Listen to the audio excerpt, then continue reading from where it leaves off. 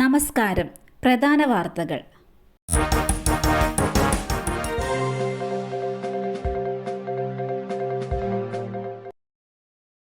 മൂന്നാം മോദി സർക്കാരിലെ ആദ്യ ബജറ്റ് ഇന്ന്. 18ാം ലോക്സഭയിലെ ആദ്യ കേന്ദ്ര ബജറ്റ് ഇന്ന് രാവിലെ 11-ന് അവതരിപ്പിക്കും. ആദായ നികുതിയിൽ മാറ്റമടക്കം ജനപ്രിയ പ്രഖ്യാപനങ്ങൾ ബജറ്റിൽ ഉണ്ടാകുമോ എന്നാണ് ഉറ്റുനോക്കുന്നത്.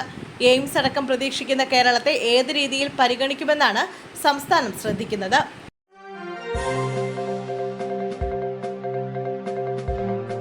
ബില്ലുകൾ തടഞ്ഞ ഗവർണറുടെ നടപടി. കേരളത്തിന്റെ ഹർജി ഇന്ന് സുപ്രീം കോടതി പരിഗണിക്കും. ബില്ലുകൾ തടഞ്ഞുവെച്ച ഗവർണർമാരുടെ നടപടി ചോദ്യം ചെയ്ത് കേരളവും പശ്ചിമ ബംഗാളും നൽകിയ ഹർജികൾ സുപ്രീം കോടതി ഇന്ന് പരിഗണിക്കും. Chief justice doctor DY Chandrachud അധ്യക്ഷനായ 3-അംഗ ബെഞ്ചാണ് രണ്ട് ഹർജികളും പരിഗണിക്കുന്നത്. 2.25 വർഷത്തിലധികമായി 7 ബില്ലുകളാണ് ഗവർണർ തടഞ്ഞുവെച്ചതെന്നാണ് കേരളത്തിന്റെ ആക്ഷേപം. നിയമസഭ പാസാക്കിയ ഒരു ബില്ലിന് മാത്രമാണ് അംഗീകാരം നൽകിയത്. ബില്ലുകൾ രാഷ്ട്രപതിക്ക് അയച്ച ഗവർണറുടെ നടപടി ഭരണഘടനാ വിരുദ്ധവും ഫെഡറൽ ഘടനയെ തകർക്കുന്നതുമാണ്. കാരണങ്ങളില്ലാതെയാണ് ഗവർണർ ബില്ലുകൾ അനിശ്ചിതകാലമായി തടഞ്ഞുവെച്ചത്. ഗവർണറുടെ നടപടിക്ക് ആധാരമായ രേഖകൾ സുപ്രീം കോടതി വിളിച്ചു വരുത്തണമെന്നും നടപടി റദ്ദാക്കണമെന്നുമാണ് കേരളത്തിന്റെ ആവശ്യം. KK രമ MLA പിതാവ് അന്തരിച്ചു.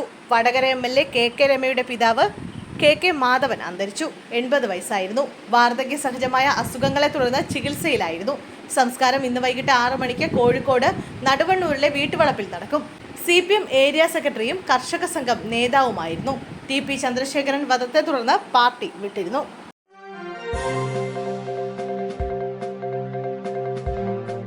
അപകട ദിവസം അർജുന്റെ ട്രക്ക് കടന്നുപോയ റോഡുകളിലെ ദൃശ്യങ്ങൾ പുറത്ത്.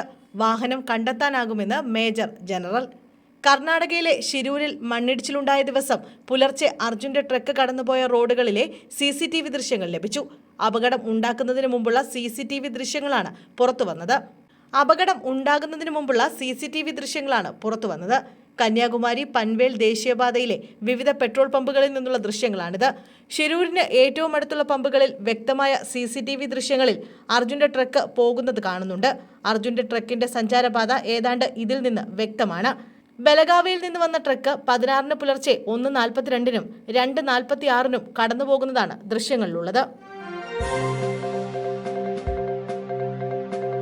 മദ്യനയം മാറ്റാൻ ബാർ ഉടമകൾ ആർക്കും കോഴ നൽകിയിട്ടില്ല. Crime branch report. മദ്യനയം മാറ്റാൻ ബാർ ഉടമകൾ ആർക്കും കോഴ നൽകിയിട്ടില്ലെന്ന് ക്രൈംബ്രാഞ്ച് കണ്ടെത്തൽ. പണം പിരിച്ചത് തലസ്ഥാനത്ത് അസോസിയേഷന്റെ പുതിയ കെട്ടിടം വാങ്ങാനാണെന്ന ബാർ ഉടമകളുടെ വിശദീകരണം ശരിവെച്ചാണ് ക്രൈംബ്രാഞ്ചിന്റെ റിപ്പോർട്ട്. മദ്യനയം മാറ്റാൻ കോഴ പിരിക്കണമെന്ന ബാറുടമ അനിമോന്റെ ശബ്ദരേഖ തെറ്റിദ്ധാരണ മൂലമാണെന്നാണ് ക്രൈംബ്രാഞ്ച് കണ്ടെത്തൽ. മുൻമന്ത്രി തിരുവഞ്ചൂർ രാധാകൃഷ്ണന്റെ മകൻ അർജുൻ രാധാകൃഷ്ണൻ ഉപയോഗിക്കുന്ന മൊബൈൽ നമ്പർ ബാറുടമകളുടെ ഗ്രൂപ്പിൽ കണ്ടെത്തിയിരുന്നു. അർജുനെയും അന്വേഷണ സംഘം ചോദ്യം ചെയ്തിരുന്നു.